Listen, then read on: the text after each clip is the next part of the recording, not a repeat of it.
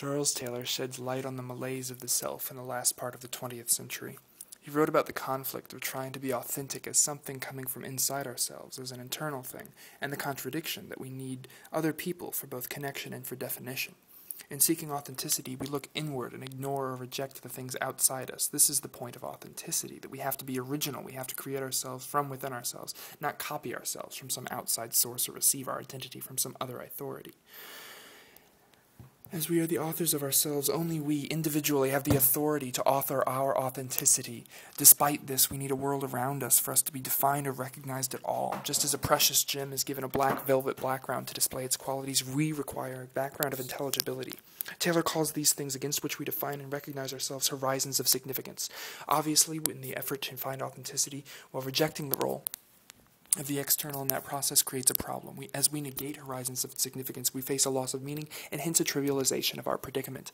Thomas de Zingatita's Mediated explains how these problems are exacerbated when he explains that we take our world, our reality, as optional and face overchoice, an overabundance of choices and options and possibilities. We do everything, we do it quickly and repeatedly. The world is designed for us. We become reflexive, we refer back to ourselves and define ourselves in terms of ourselves. We also become ironic, that is, we mean things beyond our words or fail to say what we mean or mean what we say. Technology teaches and reinforces all of this as it permeates our lives. Some, like Baudrillard, have gone so far as to say the world is a simulation, and so of course we simulate ourselves through being ironic, disingenuous, or inauthentic. But how could anyone be authentic in a non-real or hyper-real world anyway? If everything around us is not real, we can only define or recognize ourselves in those same unreal terms. So we become unreal performers on an unreal stage, the modern perversion of a sociologist Shakespeare.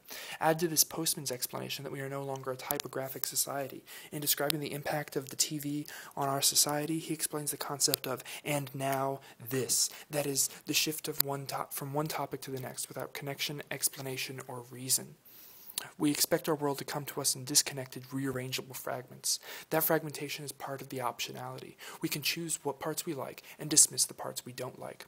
Social worker and researcher Brene Brown explains that we need authenticity to connect with others. And one essential part of this process is vulnerability. We need to allow ourselves to be deeply and truly seen by others. A lack of vulnerability causes us to numb ourselves to all feeling, to blame others, and to disengage from healthy or constructive discourse, to pretend that our choices don't affect others, and causes us to try to perfect ourselves, our lives, and our rising generation.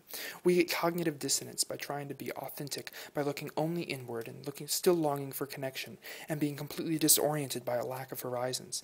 We distract and medicate ourselves in an effort to numb our excruciating vulnerability. We use irony to block out potential meaning because meaning is heavy, and we aren't prepared to handle weighty things. Weighty things would make us feel.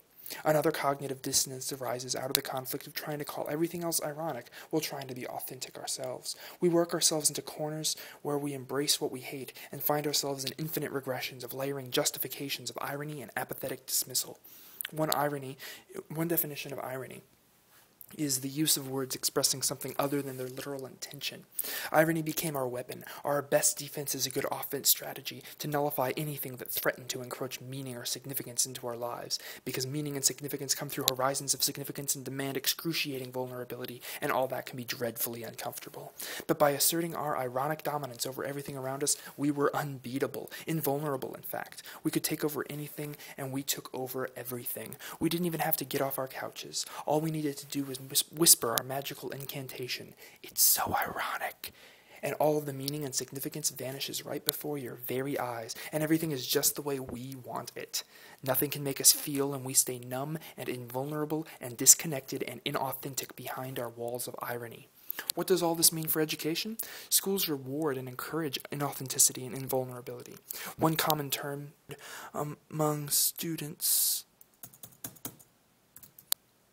discussing recent work is the verb phrase to BS an assignment. We BS assignments when we choose to engage in course requirements and disregard course content. The objective is to earn a grade at the expense of taking assignments seriously or putting the kind of effort needed to get the most out of the assignment. We don't learn the material because that isn't what the simulation of school asks us to do. The artificial environment steers us to meet artificial requirements and bureaucratic regulations. It isn't an option to read or do homework, but we always have options. That's how we understand the world world around us. So we read and do homework.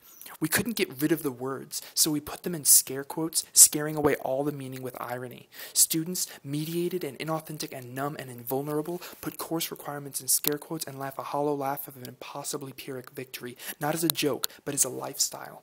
Technology doesn't change the classroom as much as it changes students. Technology leads to the mediation of today's students. They understand and process the world in a certain way, a mediated way. But schools demand students to be mediated in the same way that typographic societies were mediated. Recall, separation of subjects, etc., all geared towards industrialization and standardization. Today's students are mediated in a way that causes them increasingly to see the world in a way of cross-connection, engagement, overchoice, constant stimulation, a moreness and a fastness beyond the imagination of previous generations. Today's students are everywhere all the time. Texting in class or checking Facebook during a lecture isn't being rude, it's being. Existence and the processing of reality increasingly entails multitasking. Mediation has engraved on the minds of the new generation that doing one thing is acceptable, but doing a lot of things is optimal. And they have the ability to. Those devices and systems were created for the explicit purpose of efficiency. The most important effect of technology in the classroom is the exponential expansion of the gap between the antiquated expectation of how information is to be received and the way in which increasingly mediated students actually process and engage in the world around them. Consider then 3 stories of students facing these problems in this setting, not just as involved in the common quest for meaning and purpose, but in a quest for authenticity, connection, feeling, and sincerity.